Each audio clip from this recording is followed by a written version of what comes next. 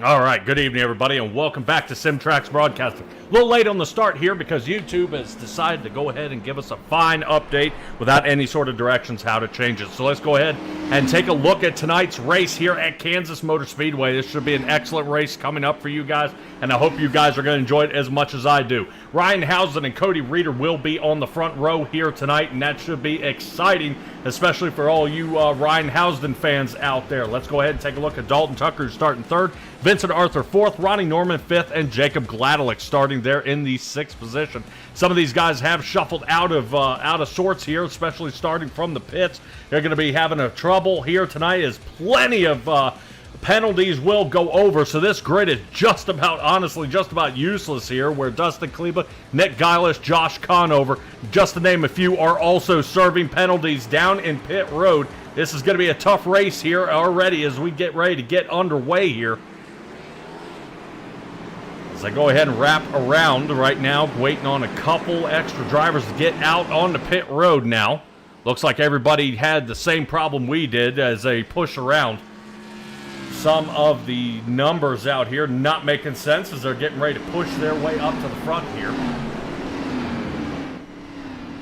We'll see what's going on. I see Jacob Gladelick saying there's some issue out there, as I see him sitting all the way down there in the 14th position.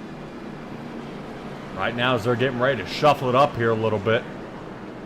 Maybe they can give us some sort of an interesting idea what the heck is going on out here. Kansas Motor Speedway pretty tough here, especially on the tires. One driver is looking pretty excited to win this race here is going to be Dalton Tucker. He'll be starting in that number 2 position. Hopefully we can get this underway here in just a moment.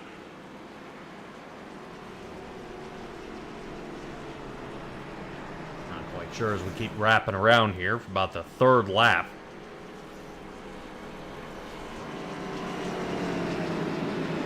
See if there are any sort of penalties. Obviously you can tell that we have got a definitely a bunch of hiccups out here, seeing that is going on. Now I know right now Jake Christenberry, as unfortunately he can return back to Charlotte. He is not going to be allowed on the track here. Yeah, Nick Ham, Christopher Heights, Brian Jones are going to be unable to qualify. They're going to be starting from the back. Maybe we'll have some sort of a mix-up here of what the heck is going on out there on the track. Right now I'm still showing Cody Reeder here in the front row. Good to see the 19 is going to have his opportunity there in the Mountain Dew machine.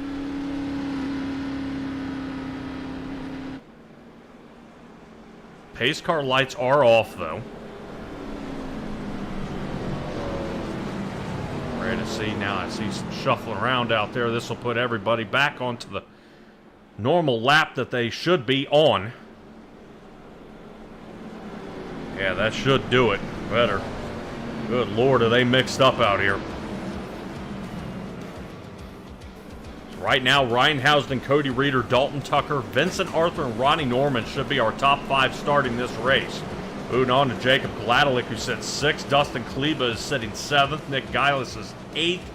Moving on, Josh Conover and Brady Moats making up the 5th row. Hunter Sr. sits 11th. And Brian Jones will be sitting in 12th. Remember, he had a no qualify. He'll be starting on the first in the back, seeing his owner points are doing quite well here. That moves us on to Cody Height and Christopher Heights to his outside. Cody Height to the outside. Christopher Heights will be on the inside. Moving on, John Scavanicki, Wayne Eastwood, Nick Ham, and Joseph Andahar. Andahar had to check out really early there at Talladega, lost the draft, as much of the other drivers did as well, so it was just about impossible for the drivers who were out there at that 2.66 mile track to try to get something made up of it. All right, Ryan Housden and Cody Reeder getting ready to go here. Let's get excited. Everybody on their feet, let's go.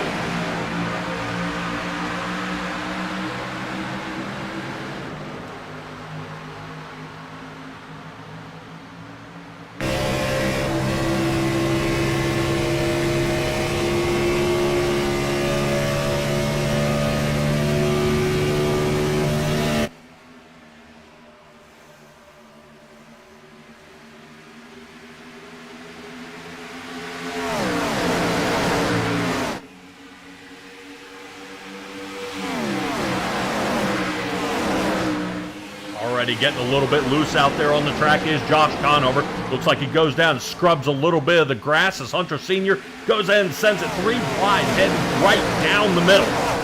Able to make a full clear, though. Right now, that does drop Conover back to the 10th spot. He's crossing over behind the number 20. Currently not driven by Tony Stewart out there, but that is actually Jacob Gladlick, one of our contest runners out there. This playoffs are definitely crunching down, and the points are starting to thin out a little bit. Driver who is a little bit nervous, though, a guy who has the possibility of winning this race, is Dalton Tucker. He is currently sitting in the top.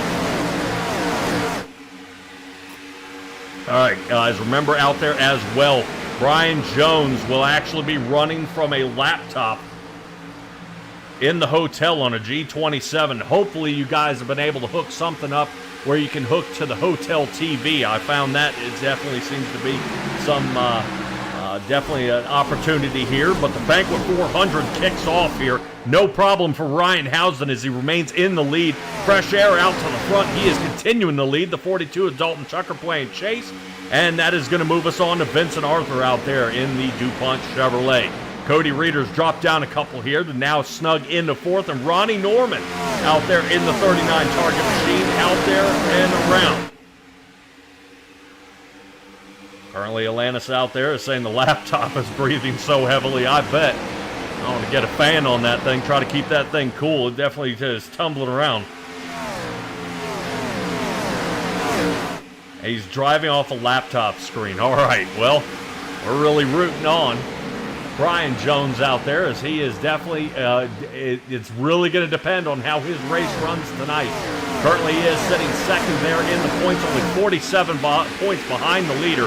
One bad night for Dalton Tucker could undo it all. Here we sit with Ronnie Norman. Ronnie Norman definitely tacking this thing out, going up and snugging past that 9,000 RPM mark as they gun it down the backstretch here. Nick Geilis finally coming into play here. He moves from 8th up on to 6th. As they do that, looks like the Ryan Newman machine. He's got his hands full of Hunter Sr. He's finding a little bit of luck here, cutting that inside line. Gets a decent run here on Geilis as it gets a little less exhaust to the front nose of his Monte Carlo there. Hunter Sr. take a look to the inside. No can do, not yet. There's currently a battle going on between Ronnie Norman and Nick Geilis. Geilis holding that top line. Geilis will have some turn exit speed here. I guarantee he's enjoying this. Watch how he hooks close to that wall. And the 84 machine. Normally driven out there by Wayne Eastwood and the Kyle Busch machine. Whoa, Wayne Eastwood slicing to the inside there. Wow, did he almost take the nose off there of Jacob Gladlick. Gladlick, unfortunately, looks like he didn't tell his race crew to get the lead out of the trunk. Currently, Jacob Gladlick has fallen down almost double his qualifying position. He's down to 12th. Alrighty, plenty of action out here as lap number 12 is underway. Right now, Housden still remains uncontested out there. He's got a teammate behind him. But now we move up to Ronnie Norman. Norman again here with Hunter Sr. to the outside. Notice how Geilis is coming up with all sorts of answers out here on the track as he's now going to take on Cody Reeder. You guys are used to seeing him out there in the number 19. It should show a Dodge machine out there, but that is not going to be the case here tonight for the Jeremy Mayfield car. He's going to be out there in the Mountain Dew machine. So Ryan Newman and Nick Geilis here to the outside of the 19, finding some success there toward the top line. He scrubs the wall, though. That might punish him. Currently, as Geilis looks to break a little farther into the top 5 here, he's having some trouble, staggers a little bit, replants and gets going here into turn number 3. Don't knock off Hunter Sr. here. He's going to give it a quick cut here to the inside on that front stretch. See if he can come a little bit closer to these guys, but he's got to be careful. To the outside is Ronnie Norman. Currently, Brian Jones way off pace here. He's back down there in 18th. Hate to see it for him. He's got a lot of laps left to go, but maybe if he checks back a little bit, he should be able to get back on it. Only driver a lap down here, or right now a few laps down, is going to be Brad Fulham out there in the 31. Unfortunately, got back out there. after having to start from the pits. We've got some trouble in beating banging back here. Currently, as Brady Motes gets back up to his 10th position. Getting around Wayne Eastwood there. Brady Motes noticing that high line. Getting up top before the marbles start to collect. And I'm sure we'll see more of Brady Motes here later in the broadcast. Appreciate you guys joining us here at SimTraX Broadcasting for the National Oval Race Association Gen 4 Cup Series here on Monday night. It's currently an excellent league to be racing for, as the playoffs are definitely crunching down. Time is winding out for the drivers to come up with an answer here for Dalton Tucker's lead. Closest one is Brian Jones, but Brian Jones might be a little off kilter here as we take a look here at the 45. Looking on the inside of the Rusty Wallace number 2 machine. Here we go, Brian Jones making it happen on a 15-inch screen.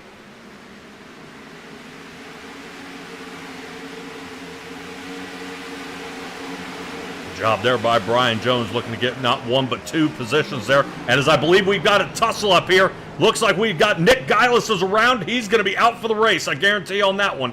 He is obliterated. Nick Geilis, Ronnie Norman, just to name a couple here. They are still under their own power, but they are going to be limping it back. I think Josh Conover will not be. Conover's destroyed, which is another playoff driver, and we'll take a look. I think the number 9 of Dustin Kaliba.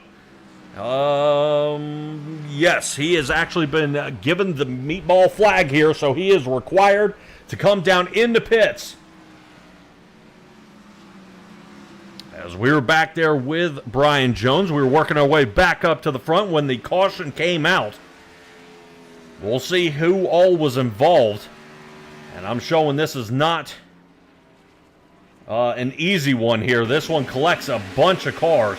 Here's toward the front. Oof, there's the shot. Geilis might ricocheted off the wall here, but he ran out of real estate. Yeah, it's the 39.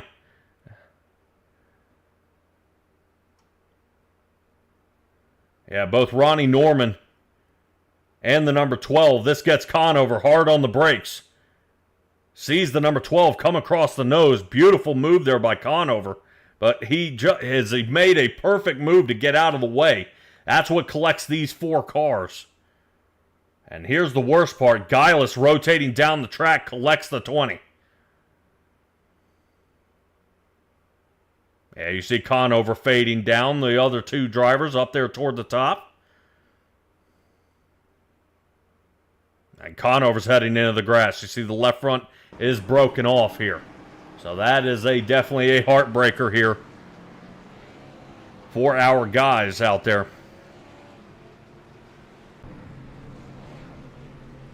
So pit road has everybody in it. It looks like everybody's coming in for a quick fuel and go.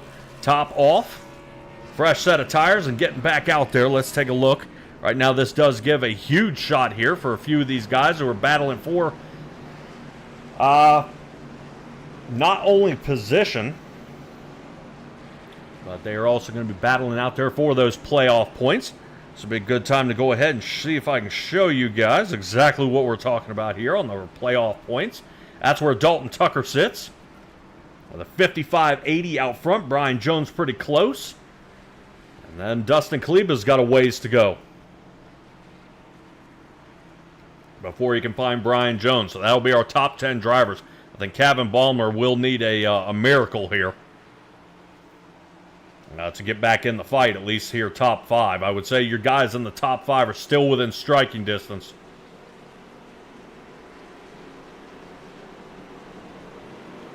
It's not going to be easy. All right, as pit road starts to clean up here, this puts Dalton Tucker back into the lead here. I don't know why I'm saying back into the lead. Ryan Housden was actually the driver who's been leading this entirety of this race. Horrible pit stop time of a 16:35. May have been doing a little something down there or slipped past the pit box.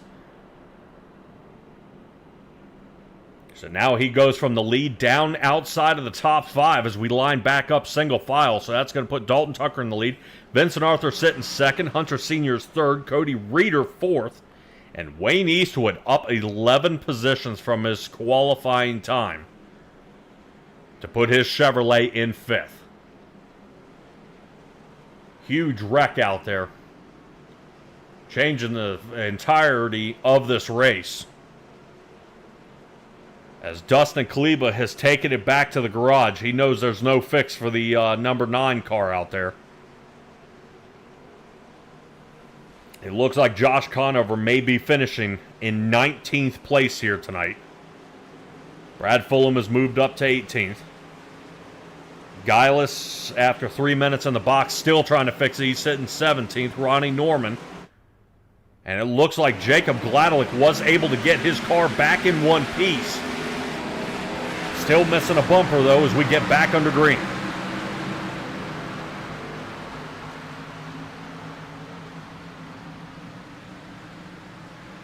Yeah, I'm sure they're going to be reviewing that caution there to figure out what had happened. Drivers can't serve a caused caution when they're out of the race.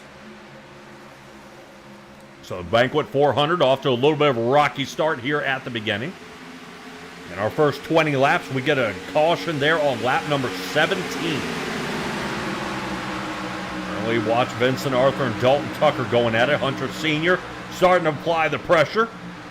There's at least one driver out. The Chip Nassy Racing crew up there to help Dalton Tucker. And that's the number 40. Waiting to see if Ryan Housen's going to be able to rejoin back in this fight. But a big complaint that we even had last week. The drivers weren't real happy with the way these cars began to draft. They said it absolutely ruined the car. That's why Talladega was pretty much... trying to figure out a good word for it. Uneventful. I'm not saying we needed a bunch of cautions, but any passing was kind of a moot point out there. It just didn't happen. Vincent Arthur goes ahead and does a little wall ride there, and that'll drop him down to 3rd. Hunter Sr. is going to jump on it really quick here. As he now drops to the bottom, Vincent Arthur's still putting up a fight. I'm wondering if Hunter Sr. is going to realize maybe not as much success there at the bottom as he had thought.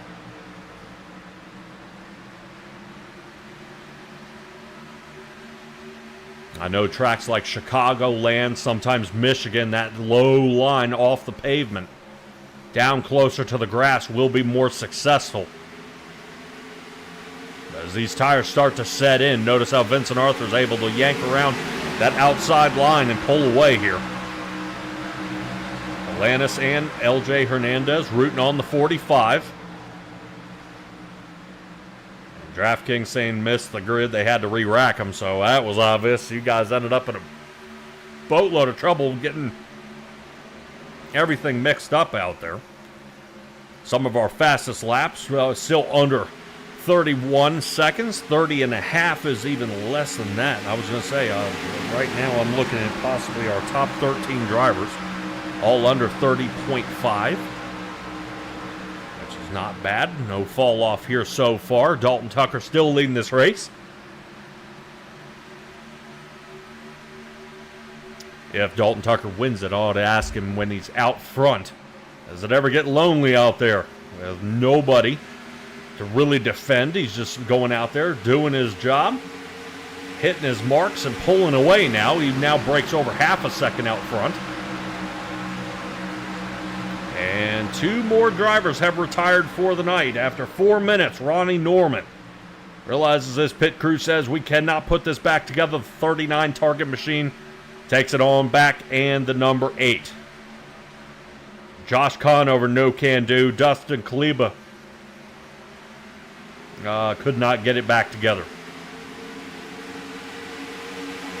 Definitely heartbreaking here, especially for a couple of these drivers who've been having some trouble out there. Jacob Gladelick now goes down another lap here.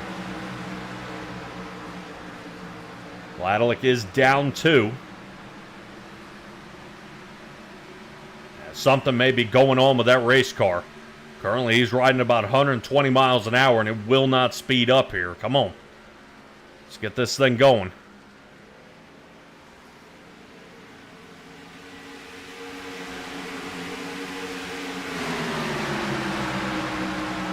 So this does end up as a positive, especially for a driver like Brian Jones. All Right now, that guy is battling an uphill battle tonight. As the 84 tail whips it there a little bit. Wayne Eastwood, who had started right next to Nick Ham. These two are now side by side. As currently Nick Ham in the 23 being dealt a horrible hand here the past couple of weeks. That 23 Chevrolet has been in nothing but trouble here.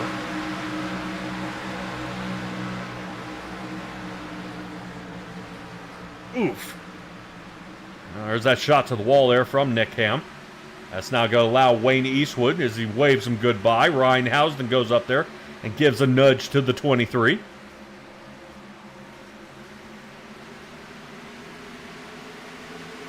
Now as these guys continue battling, though, lap number 30 is underway. Well, excuse me, lap 30 is completing. Dalton Tucker still keeping that half a second lead out front of Vincent Arthur here.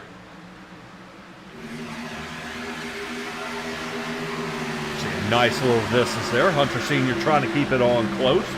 Normally you do see where the draft does assist these guys to help kind of reel each other in here occasionally. That does not seem to be the case. Right now Nick Ham is falling back. Ham now back to the 8th spot. Still 9 up from where he started. As he started almost dead last there, but the only one who was dead last was Brad Fulham. Brad Fulham currently is running the exact same lap that Jacob Gladelick is.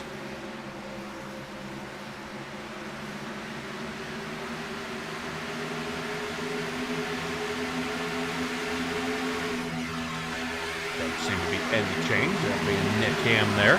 Moving up to, I believe, right now, Wayne Eastwood is actually heading on backwards. Looks like he may have scrubbed the wall there.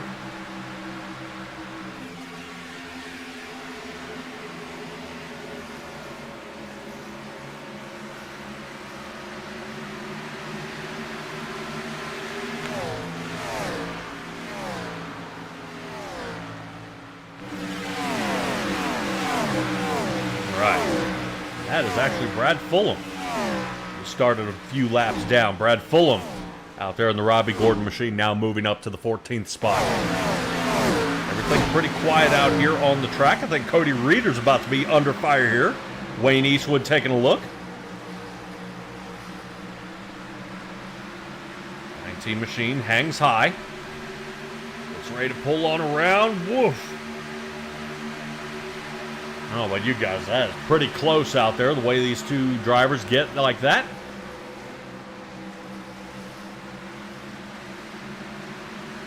The 84 CarQuest machine taking a very aggressive line there toward the bottom.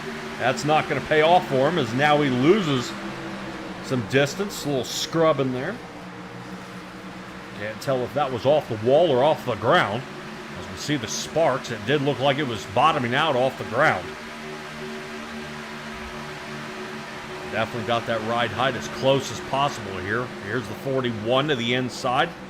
Housden from the lead, looking to see if he can break back into the top 5. This is his opportunity.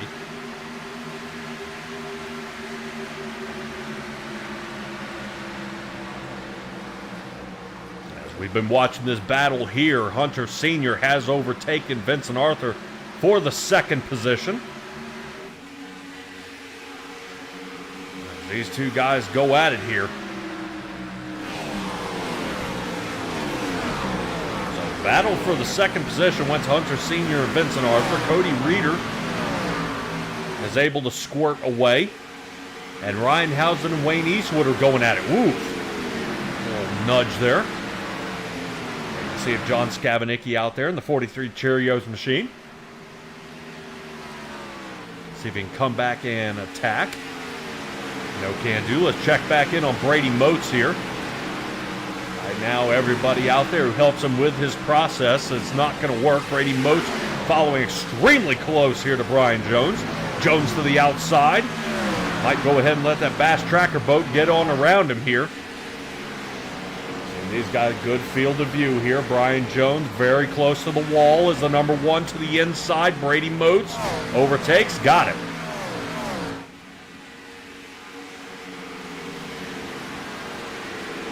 Gladelick out there just counting laps down as he has now been given the meatball flag. He is forced into pit road.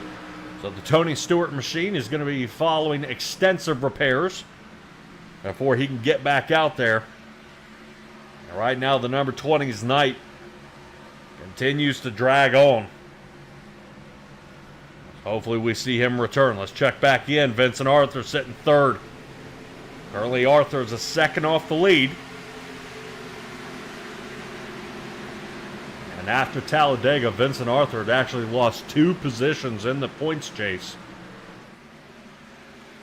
Especially for a driver who has 5 wins here on the season.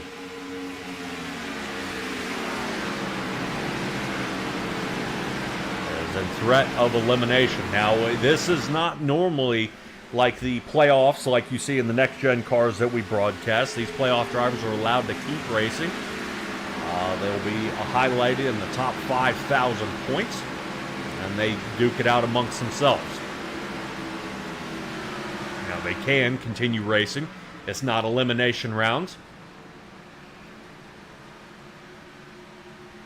So there may be a chance, like Kevin Ballmer, go out there and win 3 straight races. Everybody else placed below the top 20. He can get back into it. So people like Vincent Arthur had really not a great race there during Talladega. Kind of changes everything. And right now, Vincent Arthur's actually been on the rollback here for the past couple of weeks. Vincent Arthur maintained there. He did actually start, I believe, in the 4th position in the points. And let me see, it was New Hampshire he lost 1 point. He fell another one coming out after Dover and lost 2 more at Talladega. So right now, the entirety of the playoffs are not going well here for the 24 machine, which is rather unusual. Vincent Arthur's actually been a force to be reckoned with out there. And does not seem to be pressured at all, but I think he's getting his money's worth out of this league as he battles on. I think everybody's just a little bit confused out there. What happened?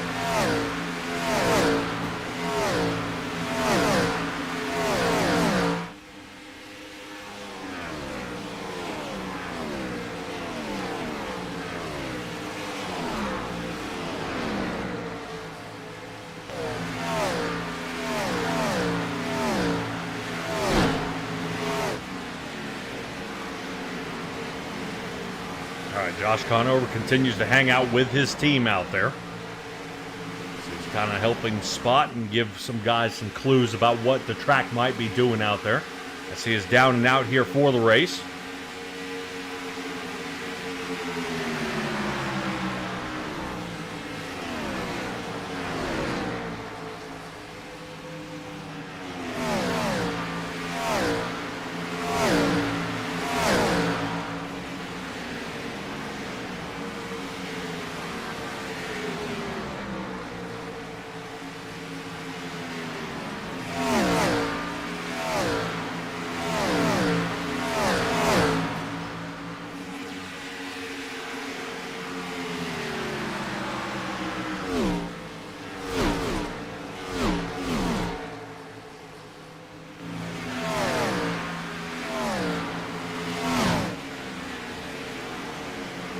Pretty quiet out there. We're getting close to a couple of drivers who are thinking about making some positional passing.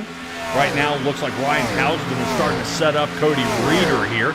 We rotate back to John Scavanicki, who's really working on Cody Hyde is going ahead and laying down some quick times now, finally picking up the pace out there as the tires are settling in. And Nick Ham. Ham is starting to really work on Brian Jones here. Jones hadn't made the pass there not too long ago. Nick Ham drops to the 11th position, moving Brian Jones to the top 10.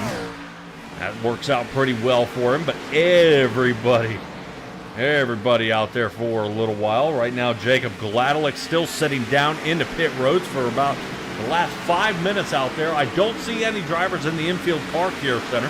So it looks like either everybody's still fuming out there, or nobody is all in one piece, so they are kind of just hanging back here on this run. Right now, Dustin Kleba out there and Cody Reeder. Might be coming up with a new season of the In the Fence podcast out there. There's a few things that are going to be changing. Here comes Brad Fulham. This will be his third pit stop here of the day. Looks like possibly the call, yeah, speeding for the 4 tires and fuel.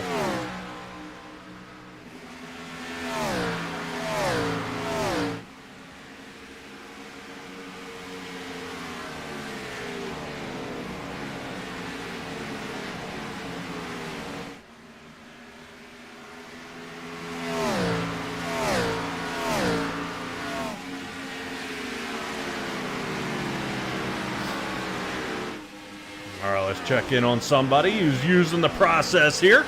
Getting on John Scavanicki.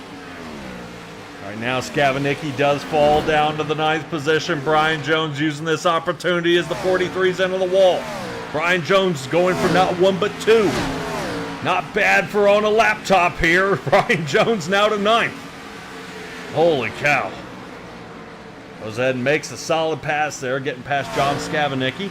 Next will be Brady Moats, but these two are just playing follow the leader here, following each other to get around the track. Currently the 45 having a heck of a time here. Currently right now, it does seem like there is still a draft package problem out of these cars. Now these things just seem to be plowing through the air here. 174 miles, 180 miles an hour. Right now out of Dalton Tucker, he's out there in the lead. Not bad. Let's see if I can pick up a little bit of his speed out here. As I say that, he opens her wide open, gets it up at around 195 miles an hour. That is impressive. Any of you drivers out there are following the speed limit laws out there and doing 100 miles an hour like you shouldn't be. You'll notice how fast that is, and then double that speed. So these guys are really tearing around here. There's 190 at the line. And here he comes up on Andahar as he touches 195 yet again. So Dalton Tucker showing the reason why he remains in the lead here, as he is currently running as fast as he can to stay out in front of Hunter Sr., his own teammate. Only about 30 thousandths of a second faster for Dalton Tucker over top of Hunter Sr. So he got this track figured out here. Vincent Arthur trying to see if he can drum up a little bit of luck out here. He's having trouble. Currently looking at Drift out there. Drift King saying he'll be back out there on the track. Currently he's up to the 8-minute mark. Brad Fulham out there in the 31. The Robbie Gordon machine is checked out here for the night. That now makes 4 retirees. Ryan Housden, I believe, is coming down pit road.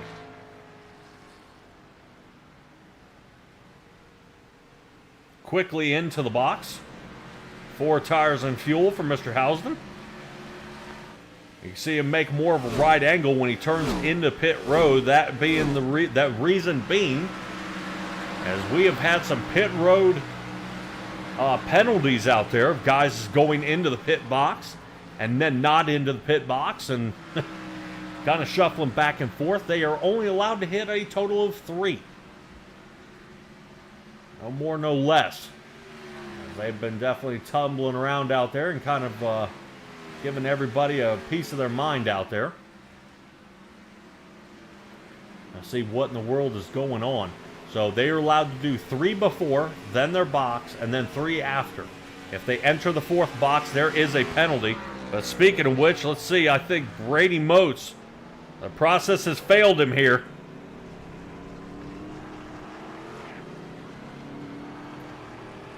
He's got to be careful getting back up to speed. You see him break loose again. As the number 1 car trying to figure out if he's got any traction out there. All 4 tires are rotating.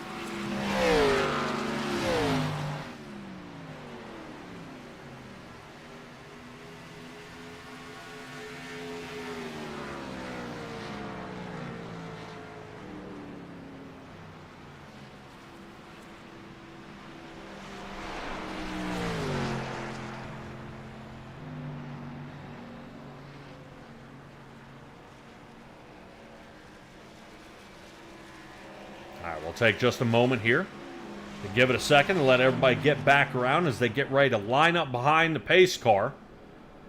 Currently still trying to make it up. Christopher Heights currently sitting down pit road now.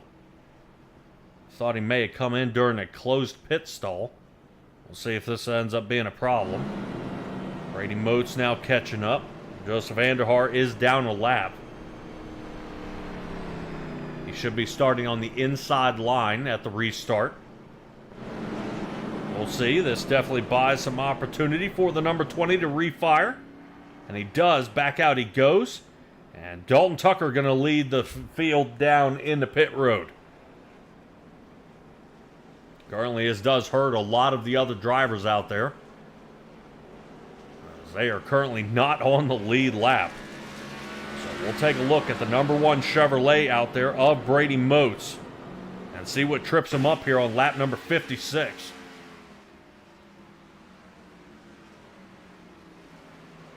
Ooh, man, was trying to pit. Brian Jones able to save the car, though.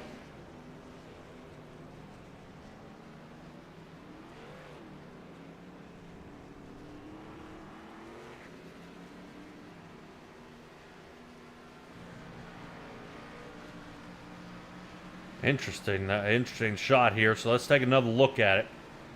As I want to see Brady Moats.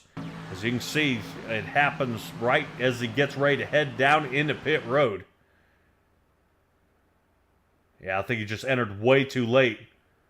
The 45 saw the exact same thing. He hit the brakes. And both these guys missed the commitment cone.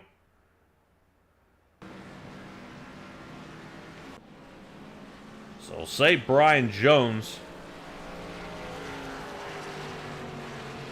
may or may not have been able to pit. I think this will send Brian Jones to the back of the line. They'll say Brady Moats is part of this cause caution, so he'll be heading to the back.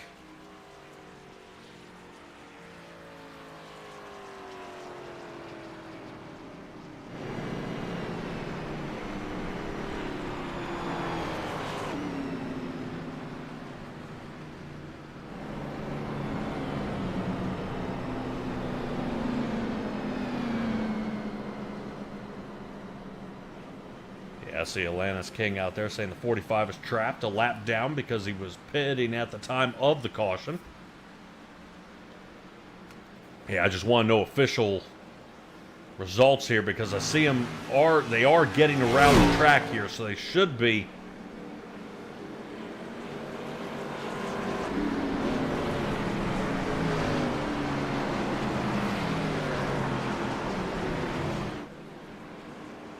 Getting back to it, but why the 45 would be starting right where he is does not make any sense.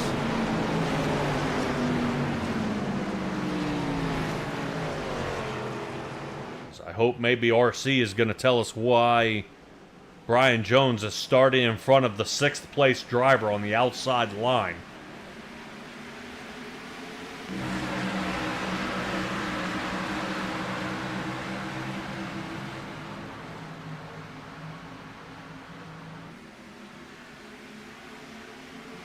Currently, this is going to put Brian Jones in a little bit of a pickle here.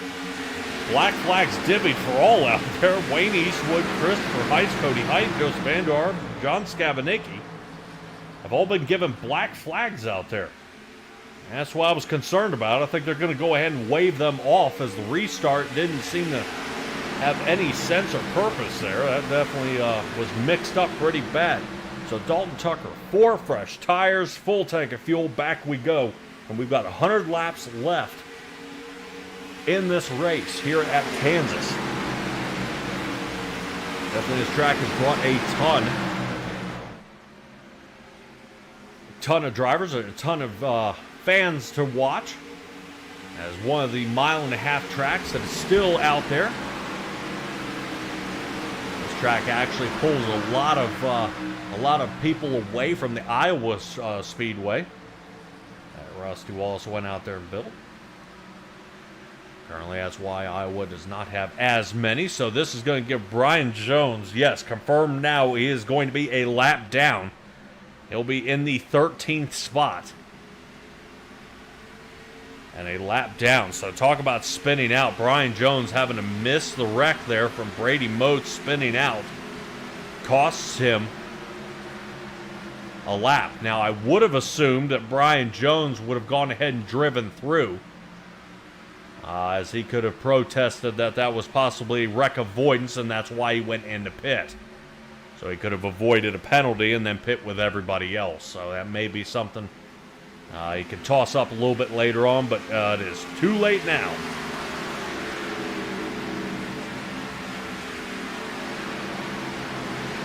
I think Brian Jones is getting pretty excited out there as he was sitting in the 7th position, riding on that G27.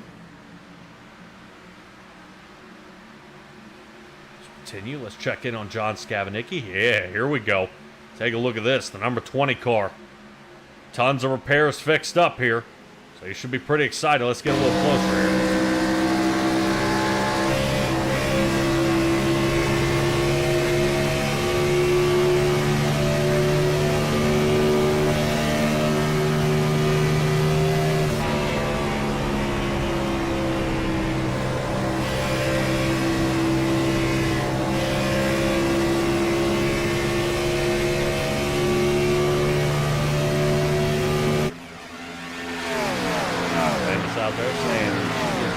Semi-crew chiefing for him. You were correct. I'm wondering if you're using the broadcast at all. I think I'm a little out back.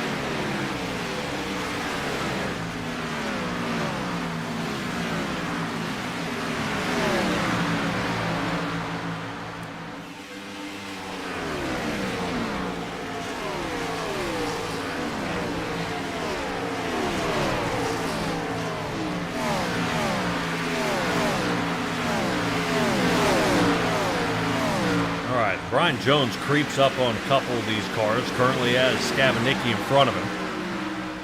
And that should be the number 15 of Cody Height. This is currently the battle for the 10th spot. Brian Jones having to split this and watch it out the windshield, these two going at it. Scavenicki still putting on a fight.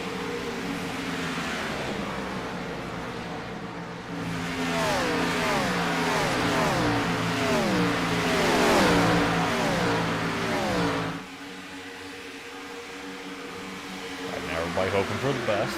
Atlantis out there showing how dedicated she is to Brian Jones Racing.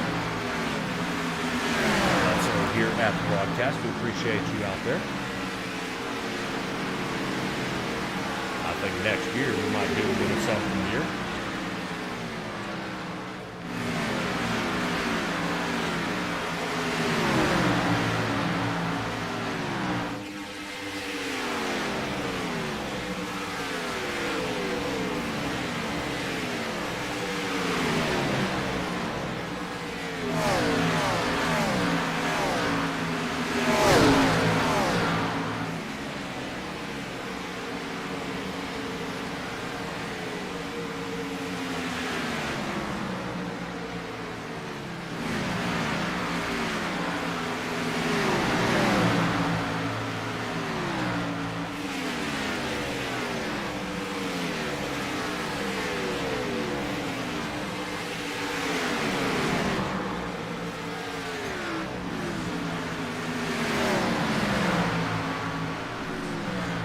Currently, everything's still pretty quiet out here. We are still watching the battle of John Scavenicki and Cody Height there to the edge of the screen.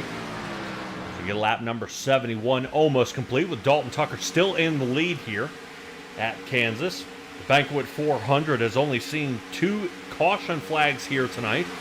One involving the 39 of Ronnie Norman and the 12 there of Nick Giles back on lap number 17. And this last one was Brady Motes with a quick spin out there at the beginning of pit road on lap number 56. Sending him, unfortunately, careening out of control and through the grass. Brian Jones was almost collected in that same mess, but was able to avoid, but it cost him a lap.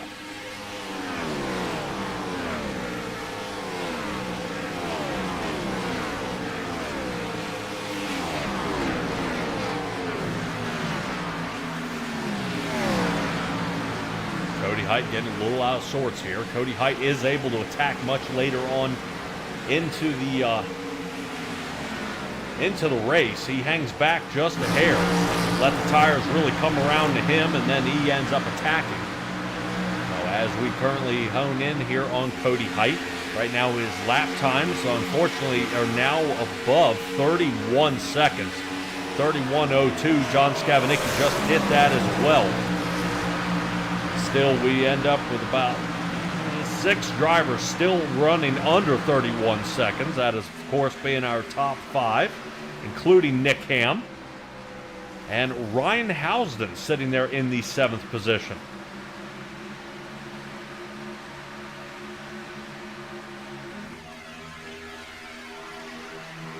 See how well they're doing. Nick Ham having an excellent race here tonight as the 01 of Joseph Andujar is coming down into pit road. Not sure if he's got a problem here. The 01 heading into pit road. Pit box will be next, and we'll see what he decides to do. See if he has 4 tires. I see he's awfully close to that garage entry there as he takes a set of right side tires out there. That you might have been expecting out there, a possibility of getting back under caution pretty soon. That is not going to be the case. They're few and far between. Dalton Tucker continues to lead this race for every other playoff driver out there. This definitely really burns it here for them, as they really want to reach up there and grab a hold of 42 in the points chase. And that is just not going to be an opportunity for these guys. Dalton Tucker currently is out in front by a minimum of 47 points in front of the rest of the field. If we're talking about somebody like Josh Conover out there, currently he is 105 points in front of him. So the only ones within immediate striking distance go to Dustin Kaliba, who's sitting 3rd, which Kaliba now will be finishing in the 17th position tonight. In front of Nick Giles, who's been down in the pits for about 35 minutes. I'd like to see him fired up and get back out there. I think a matter of Nick Giles going ahead and chipping away at a couple of them, although he is out of the playoffs. He currently resides in the 13th spot.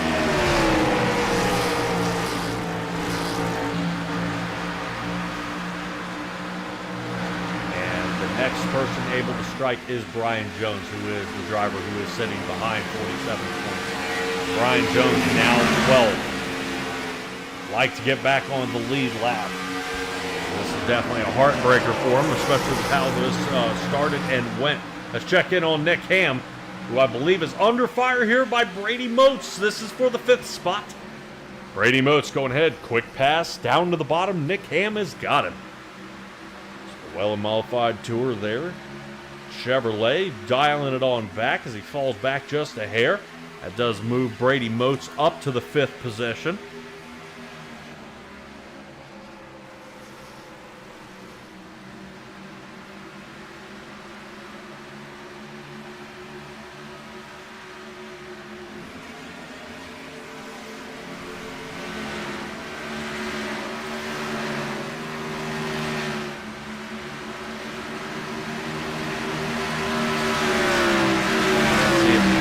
Continues on here with Nick Ham.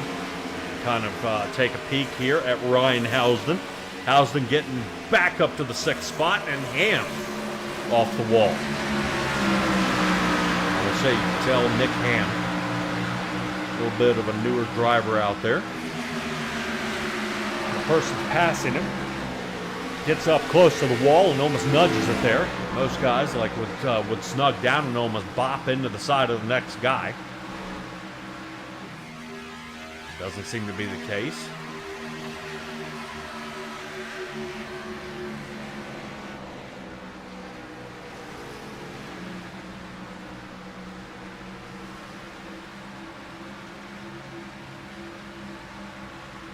All right, and we had a little bit of a battle there, and it quiets down yet again. Dalton Tucker still leading this race, though. As you can tell, his patience has definitely paid off. Dalton Tucker gets out there. After Reinhausen started this race from the pole position, has a slow pit stop time, and it cost him dearly. 5 positions. He has been battling every lap to get back into the top 5. Right now, Housden needs a podium finish here tonight, only to assist his teammate up there of Dalton Tucker. Fortunately, Tucker does have one of his teammates up there, of Hunter Sr. out there in the Sterling Marlin number 40 Chevrolet.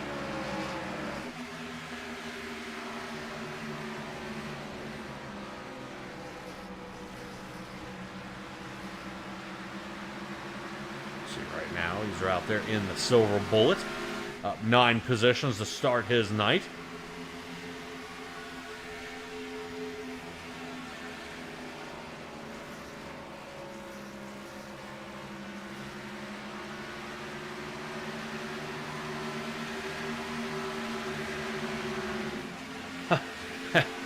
Nick Giles out there saying that's the summary of his racing career.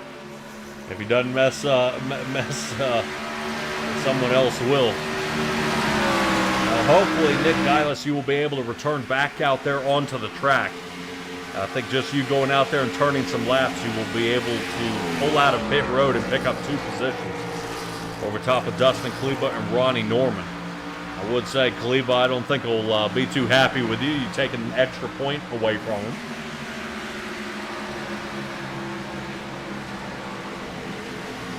This chase is getting pretty hairy right at the end. I do not see Mr. Kleba down there with Abraham Motorsports. He may have checked out here for the night. And that guy was, no, you blew it up, but you're at 40 minutes down there in pit. How much longer we got?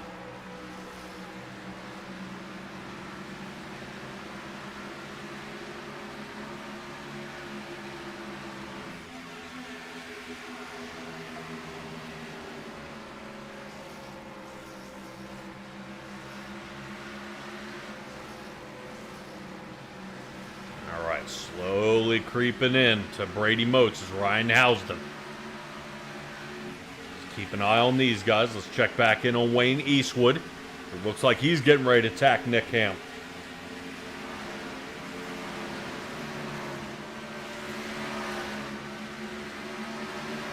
What do you mean? Oh, fix it.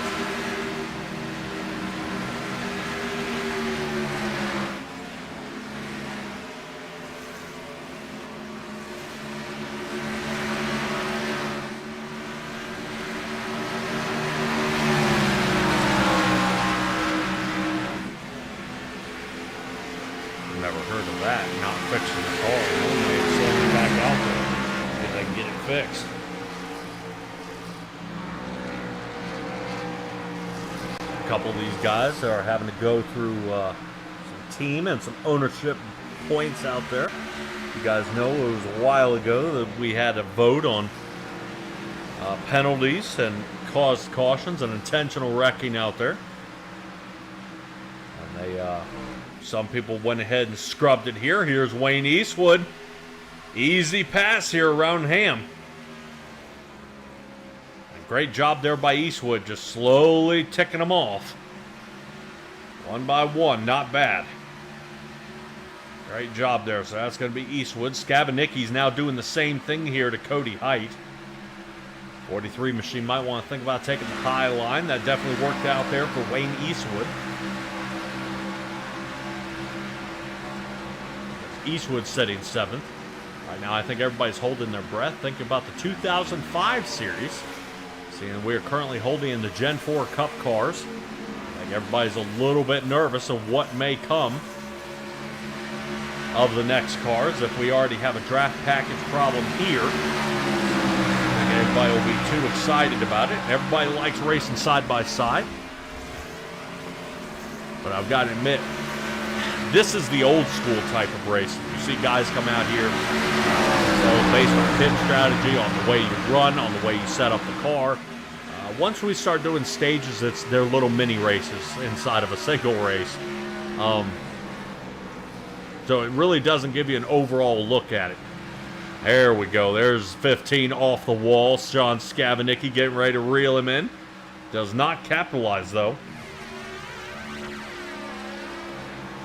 All right. Atlantis King out there saying you're off to a work dinner. Watching with no audio. Thanks. All right. Well, if that work dinner goes well out there tonight, or if you're sitting at a conference, don't forget you can throw an earbud in. Might be an idea. As the Banquet 41 starts to wind down here. We are under 70 laps left to go. Cody Height still remains in the 8th position. And I think Vincent Arthur is going to be our first biter. Coming down into pit road. See the tire tracks from earlier.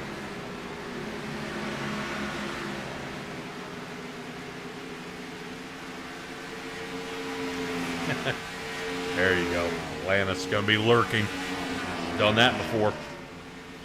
All right. Watch how we come into pit road. 1-2. Everybody being real cautious here. Do not want to end up in any sort of penalty points. Let's get back out there where we see Dalton Tucker, Hunter Sr. Fresh set of tires for them. Fall off has now reached up to a second here. Currently Dalton Tucker at a 31.3. His fastest time, a 30.27. So not bad. A second fall off. Over about 40 laps here on fuel. They come back down into pit road, 4 tires and fuel, and get back out there. They did have plenty of tires coming in this run. Good there by Ryan Housden. A lot better. I like his entry that time.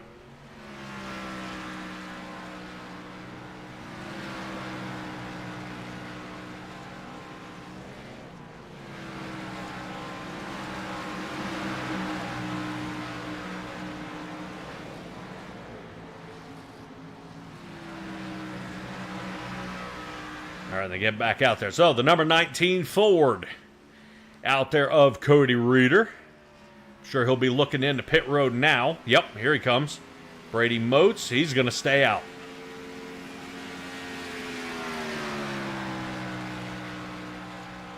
Brady Moats came down on lap number 58, much later than the rest of these drivers out here. As they start shuffling it up pretty good. As some of these guys are getting back out there. I now want to get back onto the lead lap. Brady Moats, I'm sure, should be pitting this time by. I don't think he'd want to hang out there running a second slower than everybody else on the field. So here we go. We're going to try again. Little wiggle there. Got to stop. Ooh, man. Brady Moats didn't speed. Now I better get my eyes checked. Nick Ham working his way down as well. Brian Jones coming down into pit road. Trying to see if he can get his 45 expel Ford through. Currently sitting in 10th. Currently Jones still trying to make the best of a bad situation out here. I know Jones and Jacob Gladelick had a little bit of a tussle up last week. As who was to get into pit road. Everybody trying to enter the box. Pretty tough out there.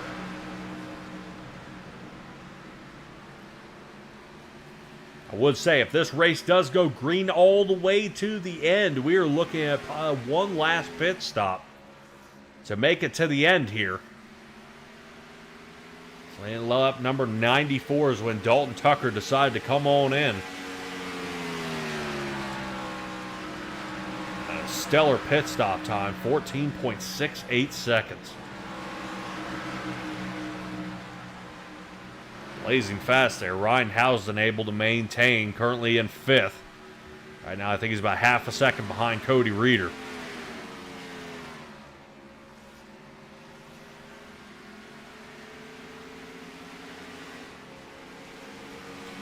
Reeder was able to lead a lap out there. That should help, especially with his bonus points out there.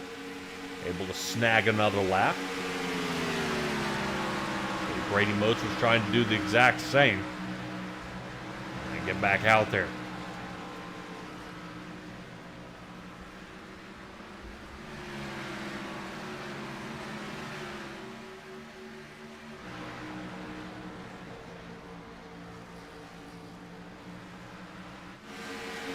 check in on there on the number 12, the Ryan Newman machine, and Nick Gillis.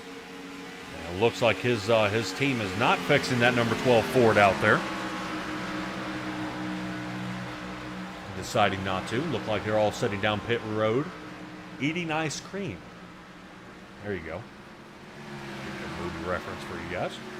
All right, everything pretty spread apart out here. Almost 1.2 seconds between Hunter Sr. and Dalton Tucker. Wheel back another 0.8 to find Vincent Arthur. Another 3.5 seconds to find Cody Reeder. Another second we find Ryan Housden. So top 5 separated by almost 6.5 seconds out there. And our top 10 finishing off with Cody Height sitting apart by almost 20 seconds. Cody Height could be in danger. Here's only 10 seconds of going a lap down as currently you see Dalton Tucker crossing the line. Cody Height now I believe is halfway through our backstretch. Yeesh.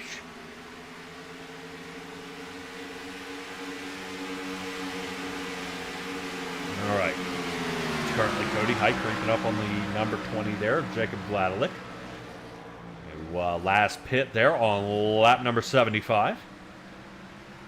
He will quickly be looking at a pit stop here pretty soon. Probably about that lap 115 is when he'll need to be nudging on down pit road. Joseph Andahar out there in the 01 back on lap 74. Had retired. He is taking it home for the night. That is now 5. Might be able to count Nick Giles as 6. I have not seen him take it back to the garage yet.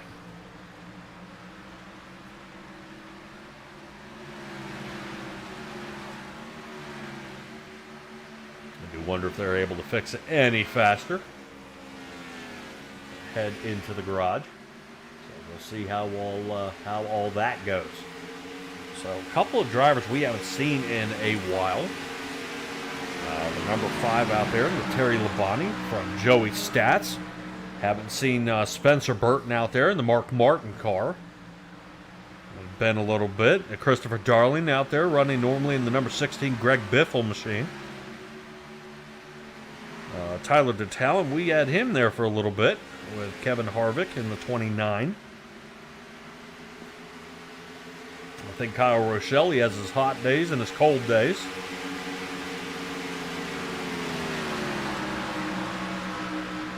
Martin Plute out there in the number 77.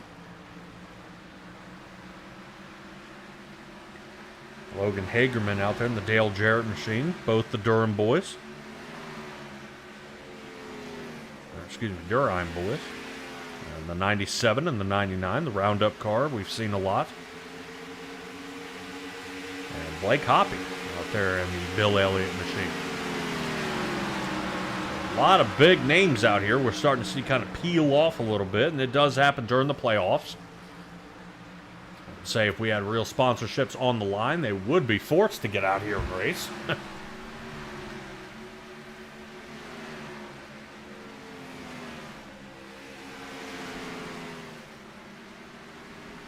But that's all right. Josh Conover and company are looking to fix this up and get this a little more palatable in the upcoming season. Which is still under construction. Now, a few guys have been they're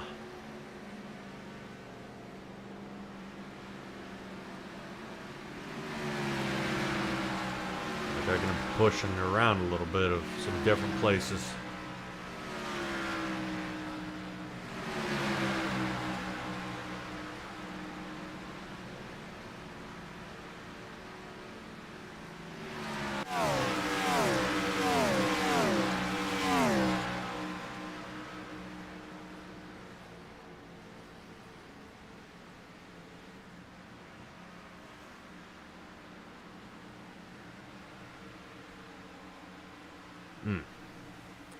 See if we can grab a hold of Mr. Conover out there. If he's got anything to add here.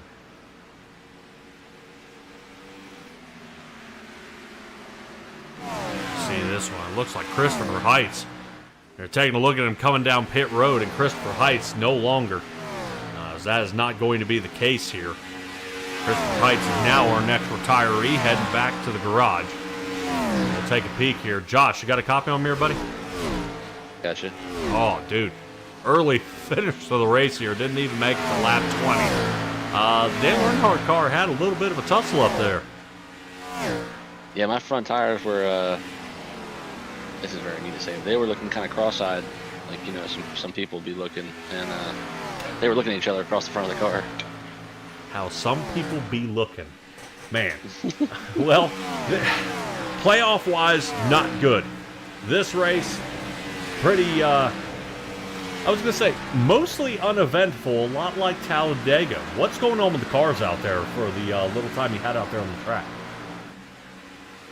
I don't know, truthfully. I mean, I thought the car was actually driving pretty good. I know that incident with me took me and Dustin out, and this is Dustin's best track by far. I mean, I think if I went back and looked at all the stats, he's probably won almost every race here, if not maybe like 1 out of the 7 he's run here. Like him and Reeder are typically outstanding here. They're favorites to win, so that one kind of didn't help. And I think Brian's on his his hotel setup tonight. Yeah, so. He's on G27 on a laptop, and it's still running 11th. So, it's a big night. And right now, you know, for Dalton Tucker, this only just spreads his lead out farther and farther. I hate to say it, but man, that's pretty tough. But what the guys were saying, even at Talladega there, Josh, I kind of want to point at it a little bit. Some of the guys were saying the draft package was terrible. You know, does it seem to be really affecting much of what we see here tonight? I don't think so.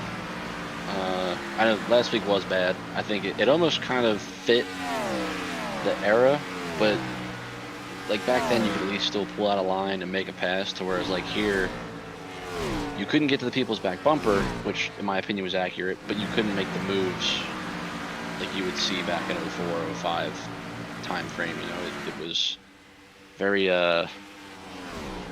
tough, I guess you could say. You could do it, but you had to have plenty of help, and a lot of times the last car in line was just, you know, stuck out to dry and falling back. But no, I think tonight is just, you know, for the most part, I think we've been green, besides from wrecking in the beginning, and I think Brady wrecking getting to pit road. So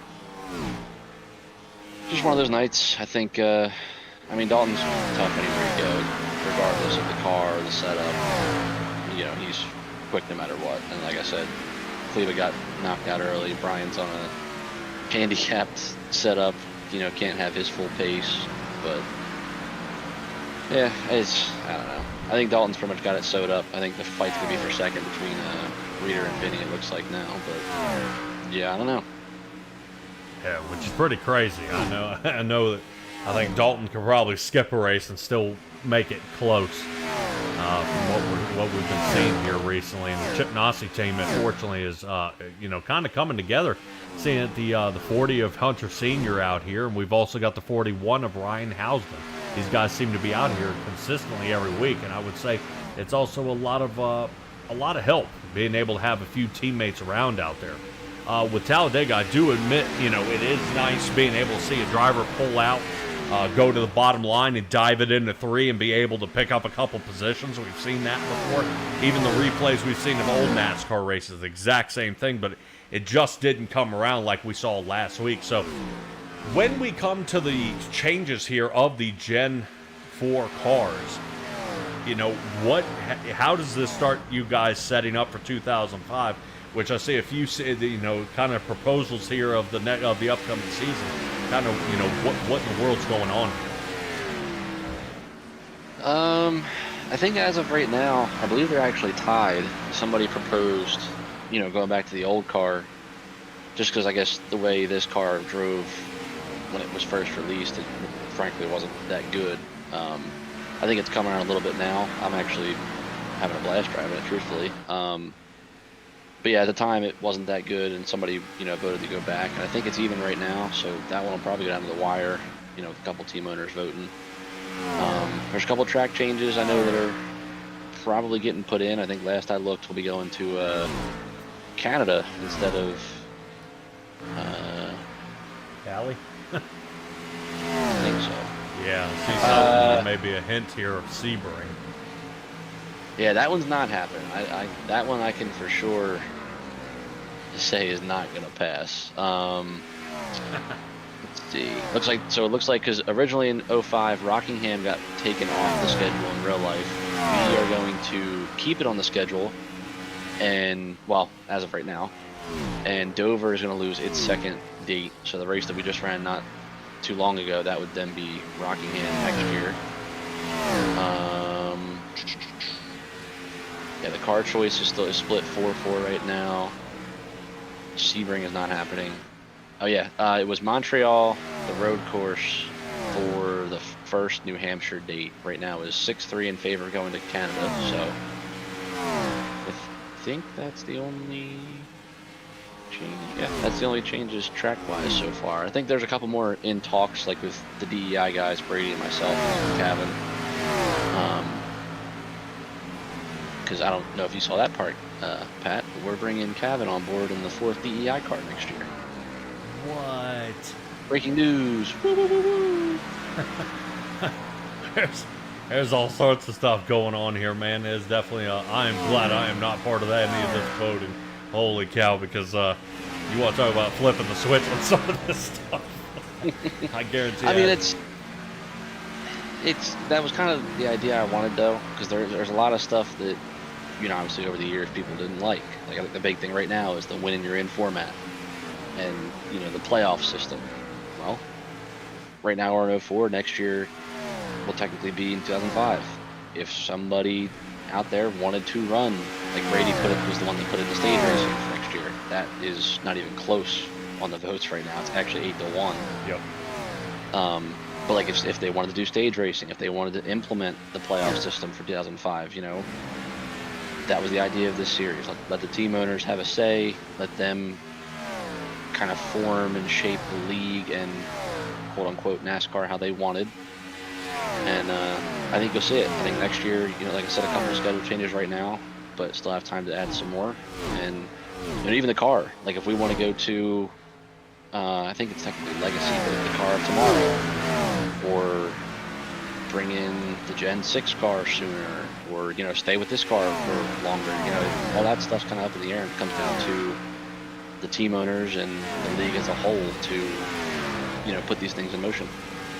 Yeah, and it's kind of exciting, you know, instead of it just being dead set, it can actually be, you know, power to the racers. And I kind of like that part, that you guys give the opportunity of, you know, if you don't like the league, then let's have a vote on what you want to change, you know, and see if everybody else agrees with you, and then you guys kind of roll with that. Now, I would say, when you were saying even about, you know, stage racing, I think everybody's kind of, yeah, I would agree, everybody's probably pretty against that because no one wants to stop the race. Let's keep it going, you know, let's clutch it back together.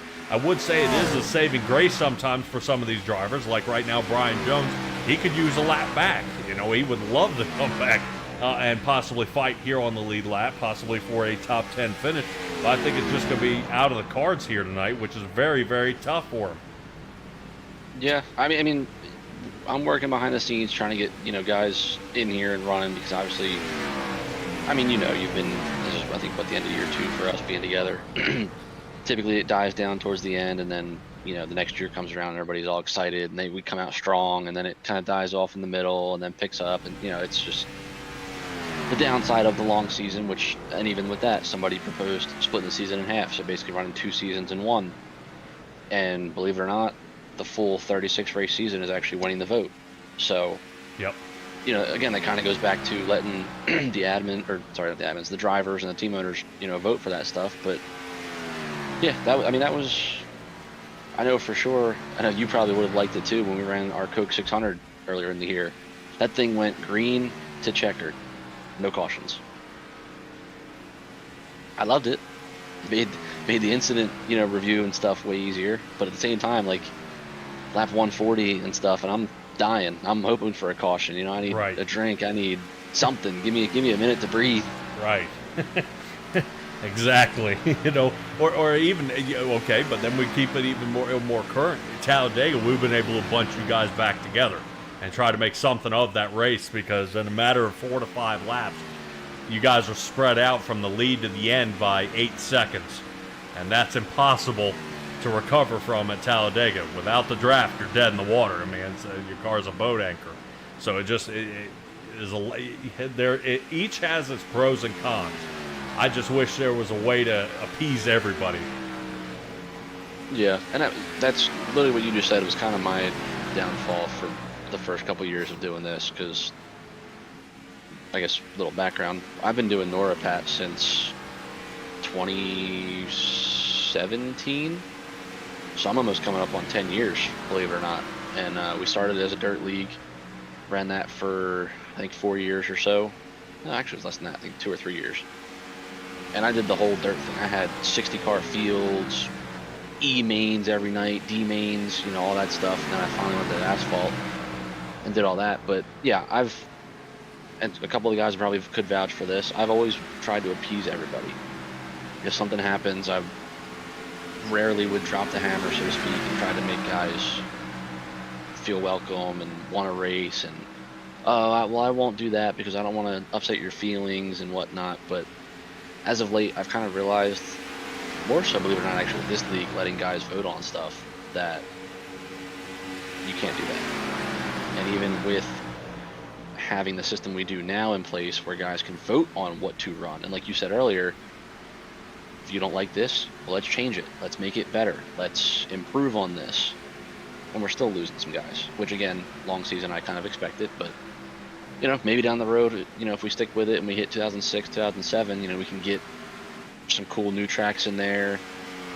Just throwing a random one out there, something like Spa or anything, not even just a road course, but get guys interested that want to run, because you have your NASCAR side of things, and you also can branch out and make your own, style of NASCAR league, so to speak.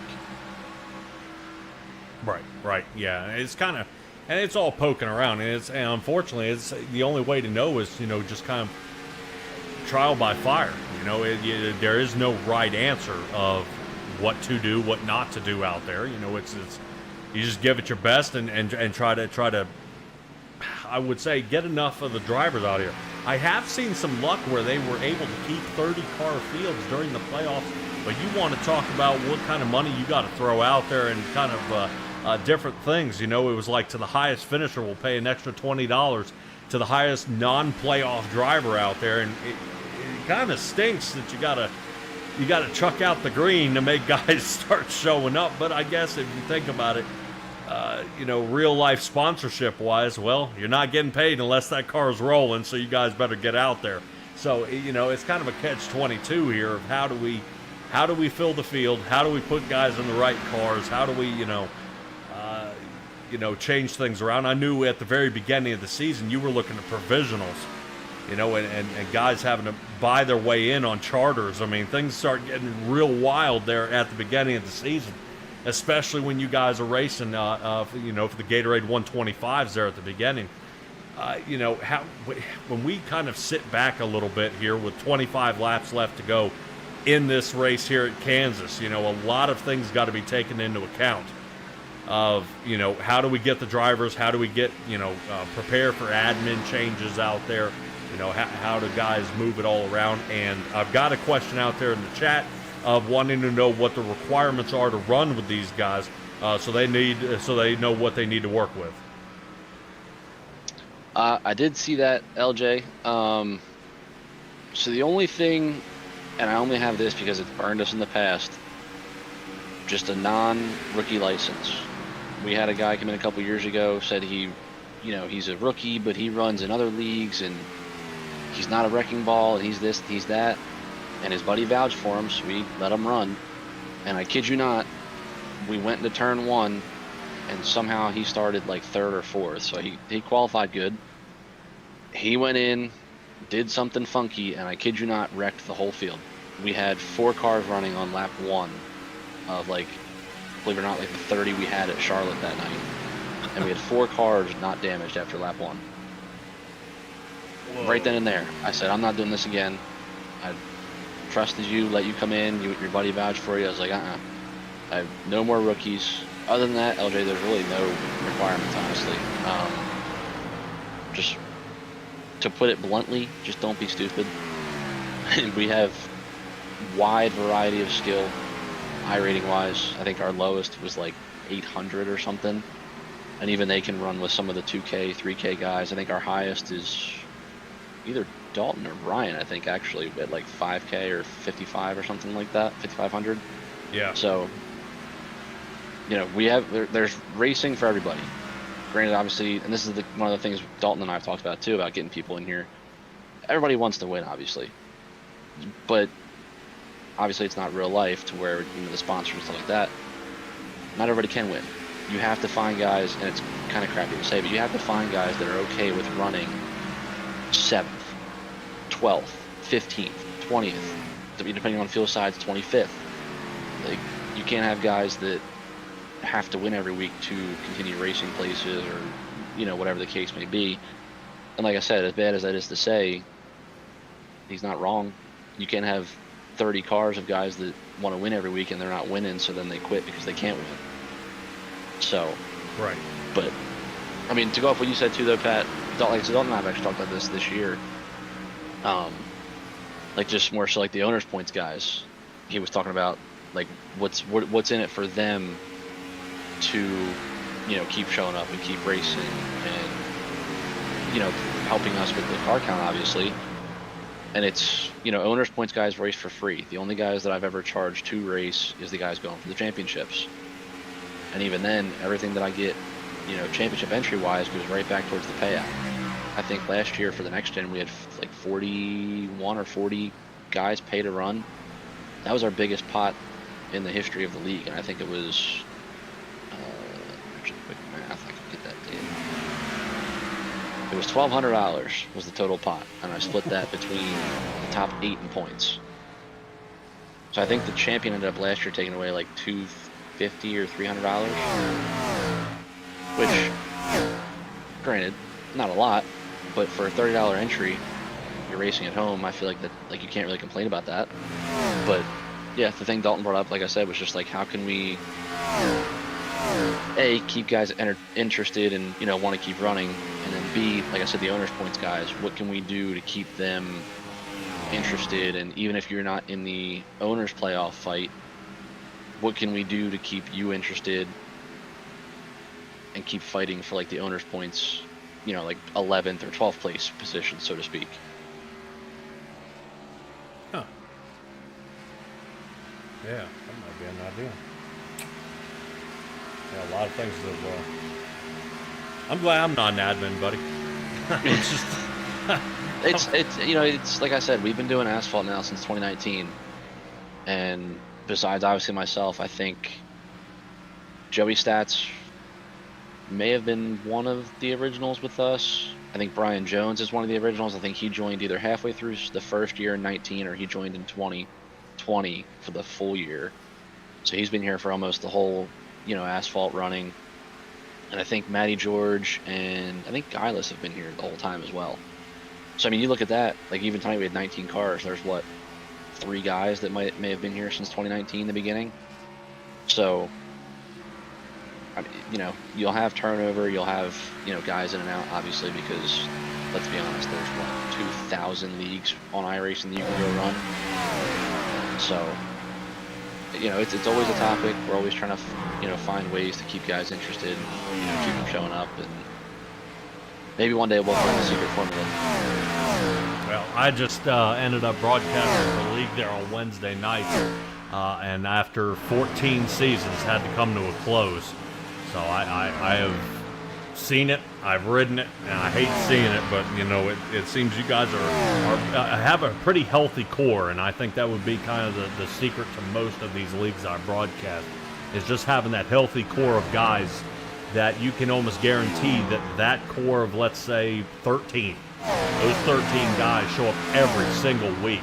And, you know, everybody does a little bit of something. This guy does the website. This one does Facebook. This one does post-race stuff, you know. And just everybody has their own little piece. It's only It only comes apart is when one admin is having to do everything and the rest just vote, you know, and that's, I would say that's kind of where we see some of the tumble up out there, and guys fighting amongst themselves to try to stay relevant, I guess. But yeah, I mean, if I were racing out there, I'm the kind of guy, if I can finish in the top half, man, I'm happier than, you know, a pig wallowing in mud out there, you know. It's just, I cannot, you know, I'm like, dude, I did it, you know. If I placed top 10, I was ecstatic.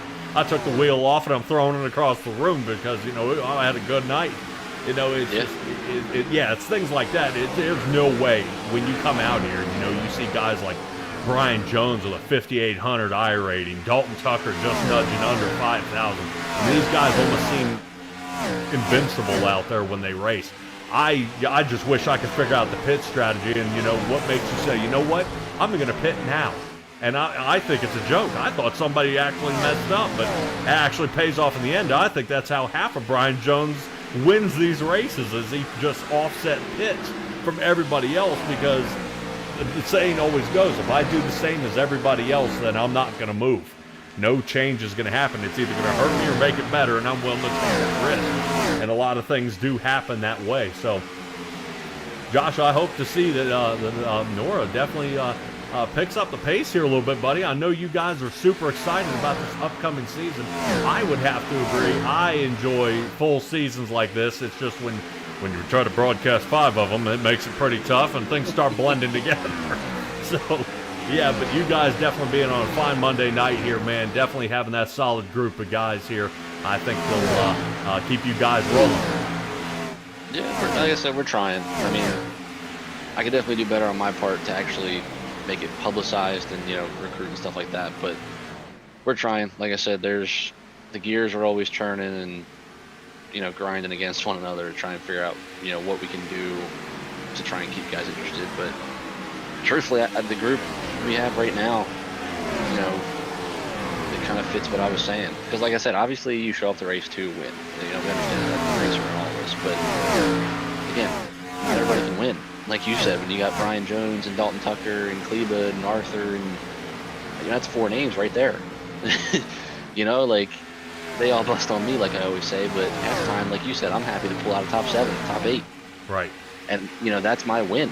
And I'm okay with that. You know, I've kind of taken on the Eeyore role, as they call it, but, you know, I would rather run 8th, and I think Reader even said it at Atlanta earlier in the year, like, this is the hardest he's ever raced to run.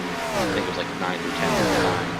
But, like, that's fun to me, you know what I mean? Like, I'd rather drive my rear end off and run 12th than, you know, win by 6 seconds, or, you know, not have no challenges because, you know, the field's small, or, you know, whatever the case may be. But no, I think the group we have, like, that ran tonight, for the most part, again, obviously a couple wrecks, but is a good group, and I stand behind that. Hopefully, you know, we can add a couple guys to it, make it even stronger,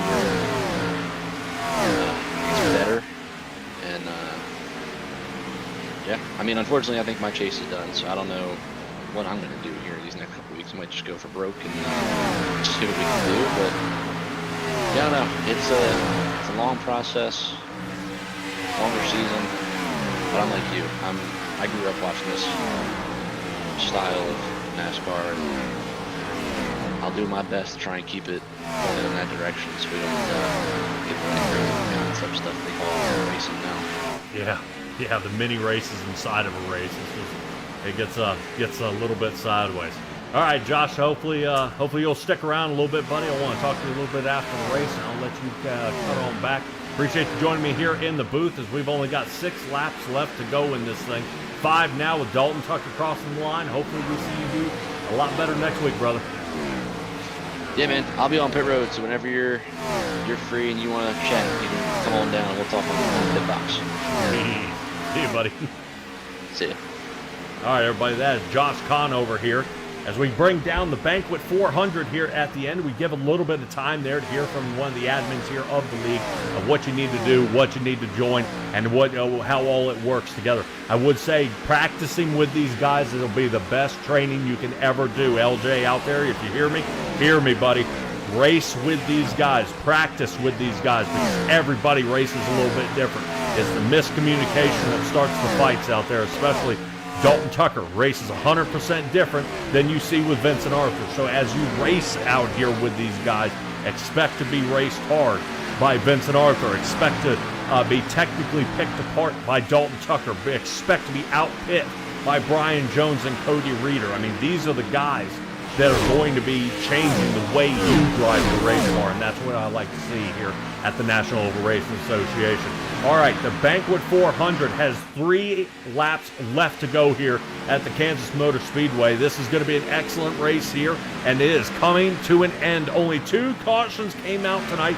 Lap number 17, Nick Geilis and Ronnie Norman with a little contact to the wall. It looked like Geilis may have ricocheted, but Ronnie Norman came up and closed the gap as well. Ended up making contact between those two. And then on lap number 56, Brady Motes coming into pit, missed pit road, slid out of control, and unfortunately I did get Brian Jones as well out of shape and out of mind. He unfortunately had to check out there, and down he went. So Hunter Sr., who was originally there in the top 2, Hunter Sr. has fallen down to the 10th position with a 55-second pit stop time. That is called speeding on the way in, baby. So unfortunately, it looks like he may be finishing top 10.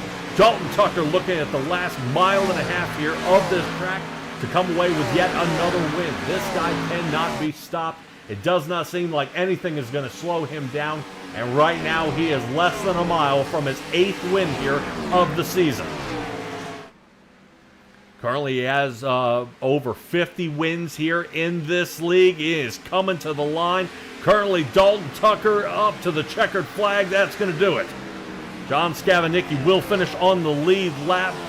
Vincent Arthur is second. Cody Reeder finishing in third. Fantastic job. Hate seeing that Cody Reeder being the top driver here of the session from his Evernham Motorsports crew.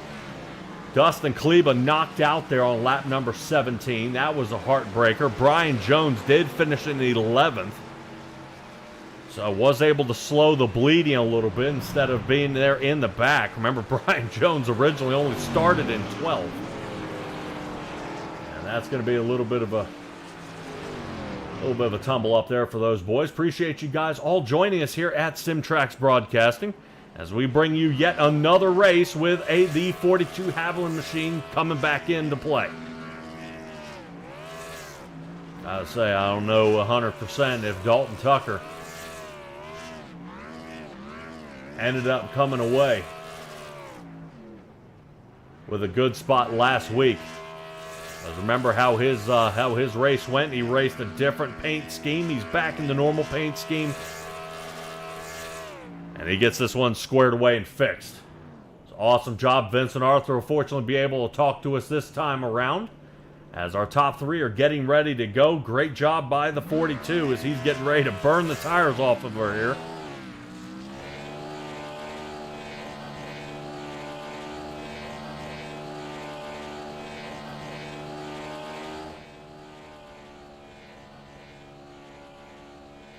Absolutely fantastic. All right, race comes to an end here. Let's take a look at our unofficial results as they go ahead and go back after this race, determine whether we have any penalties or not. Tucker, Arthur, and Cody Reeder sitting 1, 2, and 3. Ryan Housden, fantastic job fighting back into the 4th position. Brady Motes finishes in 5th. Not bad for having trouble there on lap number 56. Was able to come back 104 laps later and maintain. That does quite well. Yeah, big one happened there on lap number 17. That's what took out our bottom 4 drivers. Kleba, Geilis, Norman, and Conover. Some of your biggest names in this league getting knocked out here. So hold on just a second, ladies and gentlemen. We'll be right on back.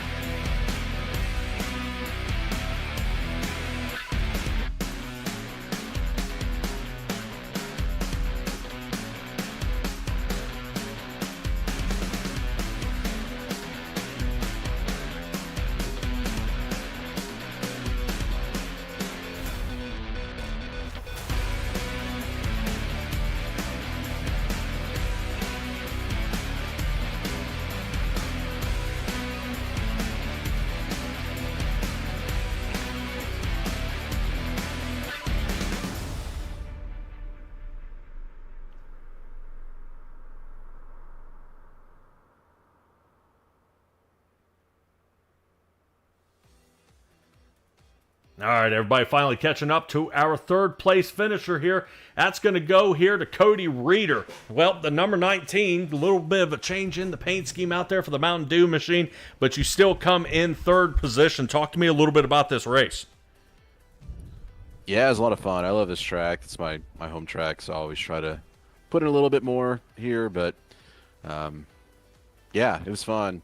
It was kind of just a guessing game on whether the top or bottom was going to be dominant, and it was pretty clear pretty early that the bottom was the way to go. So yeah, it was a good race. I mean, there was some comers and goers and different strategy on when to pit and when not to, and it was fun. Dalton just kind of had the clean air and the advantage out front, so he did a good job executing. Just it's tough. You have a good night and don't really make up any points because he wins all the time.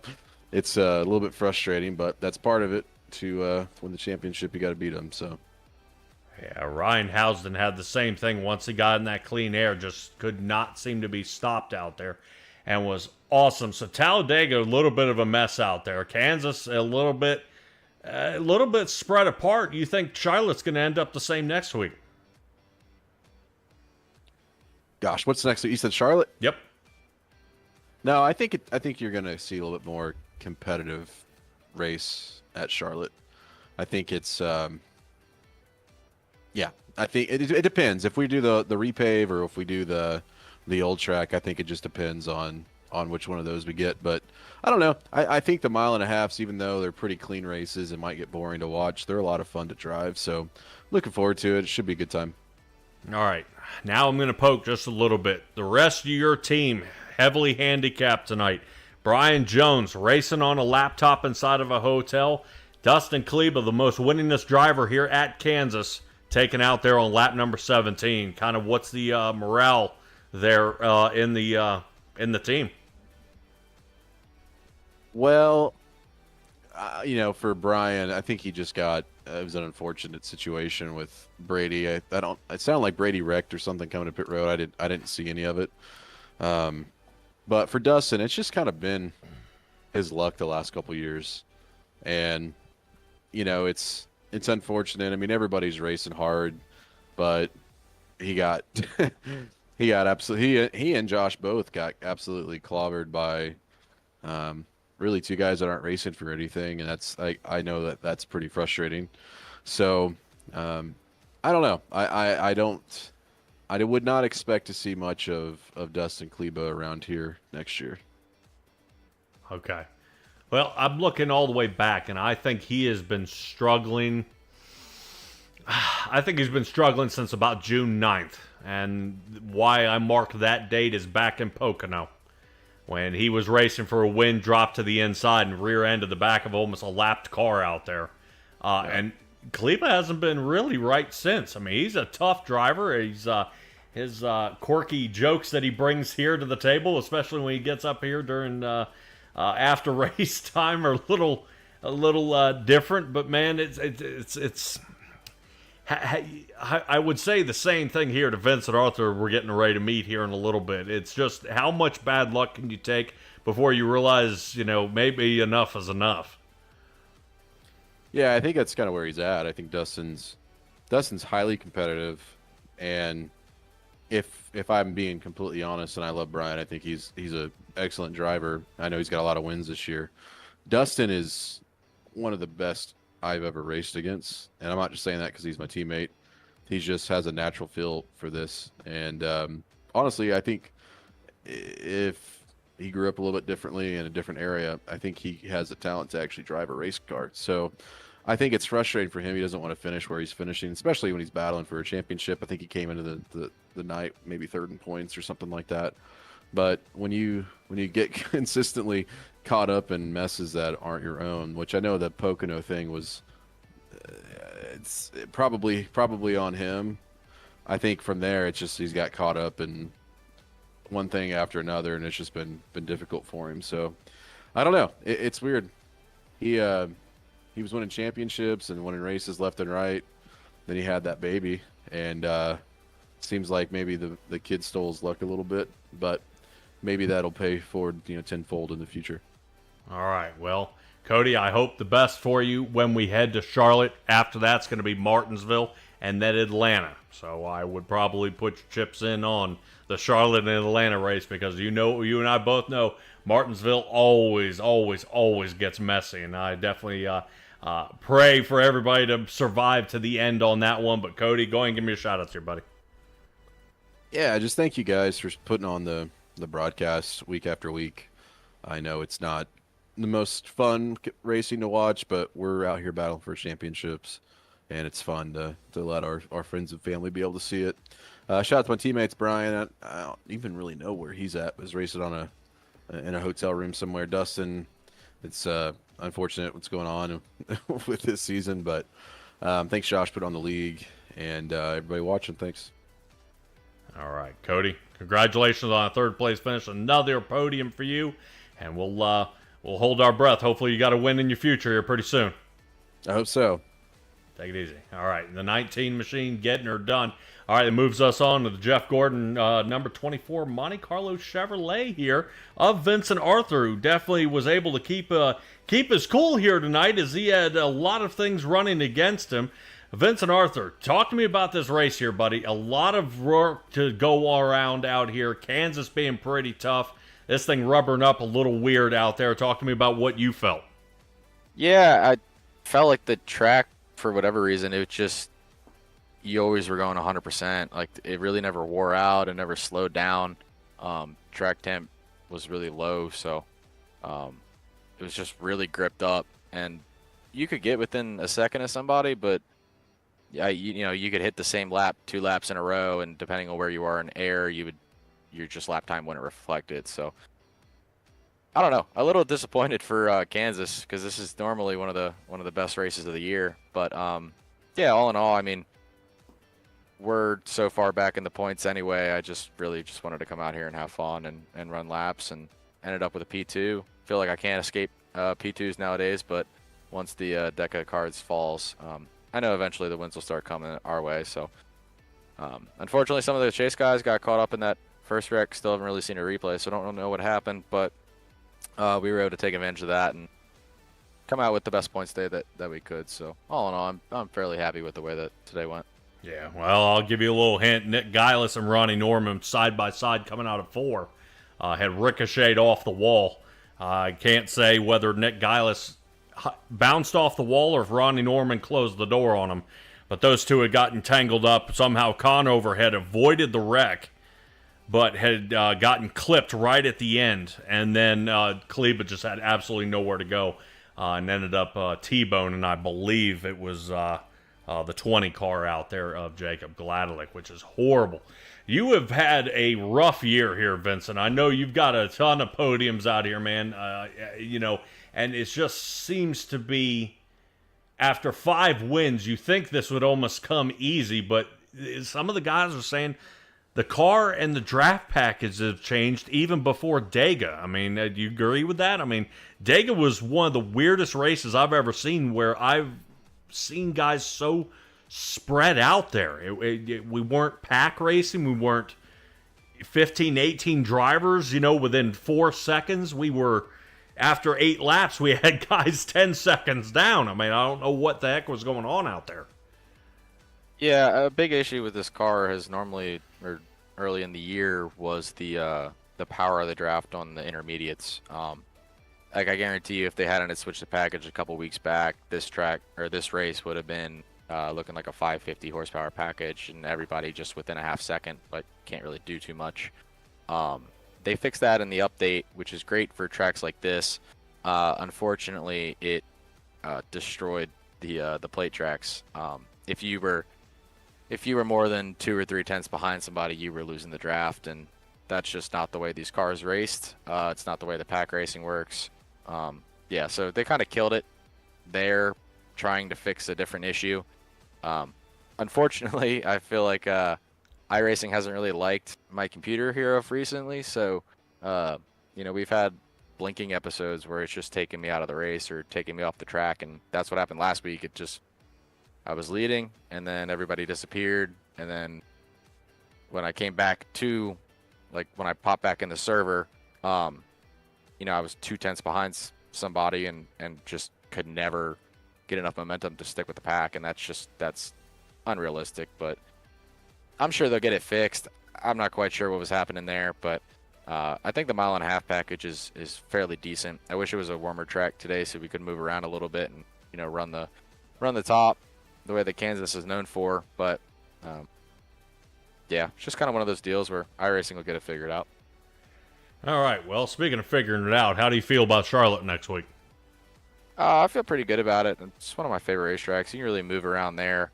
Top, bottom. It's super worn out. It's a brand new rescan, so it's really, really bumpy there nowadays, and seemingly just keeps getting worse. So it's a night race, so the track temp will be down. I'm sure we'll be able to move around a little bit. Interesting to see how the tire wear goes. I set in a pretty decent lap, I feel like, in qualifying earlier today, so we'll see if my time holds up. And yeah, it's one of my favorite racetracks, so looking to have a good result there. Awesome. Well, Charlotte is known for having a sinkhole actually appear up in turn number 4 on the infield. Fortunately, it didn't take out any drivers, but maybe that would help explain some of the bumpiness of the track, including it wearing down. All right, Vincent, go and give me your shout-outs here, buddy. Yeah, well, it's what happens when a racetrack's built on a landfill. But yeah, I got to thank Josh Conover for putting on the league. Allow me to do this week in and week out. I got to thank my partners at Wake Up Narcolepsy, Damn Good Sleep, Wisson, Daniel D. Stroud, everybody who allows me to do this online and then also in real life. So finished second at Hickory a couple weeks back, and I know a lot of people from the sim tuned in, which was really, really cool. So just thank you guys for putting on the broadcast and giving us a platform to come out here and race. All right, Vincent, and hopefully we'll see more out there on Flow TV. That way we can see how you race out there, especially at Hickory. Good luck to you, buddy, and we'll see you at Charlotte. Thanks, man. I appreciate it. Yep. All right, Vincent Arthur actually racing real time, real life out there on the track, getting an opportunity most guys don't, which is fantastic. I love being able to see that from the opportunity that some of these guys are given. But somebody who was given an awesome opportunity was Dalton Tucker. All right, Dalton, I'm going to poke one time here before we really get dug into this. If Ryan Housden hadn't have been a little slower on pit road, you think you had had this in the bag? Ooh, that one's tough because he had a ton of speed tonight. Really, him and Hunter had a lot of speed. You put both of them running up front towards the end, that changes everything, I think. But you're not even going to mention that both of those guys are your own teammates. Yeah, we were as a team, we were extremely fast tonight. I don't know if you could really say we were the 3 fastest. Just it was kind of hard with all the draft, and you catch someone, then you can't get to them, and it was that kind of air bubble race tonight. But I think as a team, this was by far our strongest showing, because even Ronnie was up there at the beginning. Yeah, which is mind-blowing. Ronnie Norman having some trouble there right at the beginning. I know, I kind of tilt back and forth between everybody racing out here, man. Some guys are saying they're loving this update. Others are saying it's ruined the car. We kind of teeter back and forth. The draft package, it ruined it at Talladega. But tonight it seemed a little more spread out than a normal Kansas race. Yeah, I hate to hate on iRacing, but I think they've ruined the car right now. I think the draft is extremely messed up. You saw it at Dega where you couldn't really do nothing, and if you tried to pass, you'd lose the draft. And tonight, you catch someone, and you might have 5-lap newer tires, and you still couldn't get to them. So something's going on to where this doesn't race like the old Gen 4 does, but I'm sure they'll figure it out. It was very evident early in this race that once you had track position, you needed to do everything to keep it. And I was telling Vinny, my strategy once I knew the dirty air was that important, I was like, when you pit, I'm pitting the next lap. I can't let you jump me and then me have to try to pass you. And it sucks to run a race that way because it's just you're kind of just in line with everybody and there's no real strategy in it. Right. All it feels like is the race is won down pit road. And that, I like it when it changes a little bit. Cody Reeder, sometimes pitting 8 laps later than everybody else, ends up slinging from 19th up into the top 5. I mean, I like switches like that, but I don't like where I've got to pit the following lap or 2 laps later, and then there's still no way to pass each other. And this just seems to be a common thing that after a win like tonight, where we're now up to, what are we at? Are we at 8 wins so far? Yeah, 8 wins so far here on the season. That's going to now line you up heading into Charlotte with what kind of a mindset? That the car is just going to be locked down, or is it got to be, is it ever more critical to be out front, or is this just going to be another pit road race? I think it's a mixture of everything, especially in the chase. You want the track position because of how hard it is to pass, but it's regardless of the car, it's hard to pass Vinny, it's hard to pass Brian, it's hard to pass Josh, Dustin, Cody. It's hard to pass all of them. And now you throw in this new update that they have with the draft, and I don't know what to expect at Charlotte now. I don't know. Typically, I run the bottom. I don't know if everybody runs the bottom, if we're going to run into the same thing as we did tonight, where there's just a bubble that you can't break into. So I think it's going to run into just track position, and don't make mistakes. Don't make mistakes on pit road. You saw tonight how the 2 mistakes just from my teammates completely ruined their races. Brian was able to run back up front, but it killed Hunter. And that for a chase driver, chase kind of championship race, you can't make those mistakes, and that's all I'm shooting for. Just a clean race, track position, and really just no mistakes. All right, I can't agree with you anymore, buddy, because that's exactly what it requires. Sometimes it's not just winning, it's consistency and lack of mistakes. All right, Dalton, go ahead and give me a shout out here, buddy, and let's get you ready for Charlotte. As always, shout out to my team. They all showed up with a ton of speed this week, and wish we could have all put it together. I think it would have been a very, very good battle at the end, especially with Ryan, Hunter, and Vinny. Throw Cody in there too. More cars up front, the better. And I don't know if I could have won it with everybody up there, but it would have been a lot more exciting. So a huge shout out to them. Shout out to everybody that's still showing up during this chase, even if they're not in the chase. That's the type racers we need at this time. We need car count, and when you're not racing for something, that it's easier to not show up. So big shout out to all them. Really just can't wait to go back and watch this race and just kind of see the different things that happen. And I know you put on a good show, so looking forward to that. Huge shout out to my family that tuned in, or I don't know if they tuned in or not tonight, but usually they'll tune in for a little bit.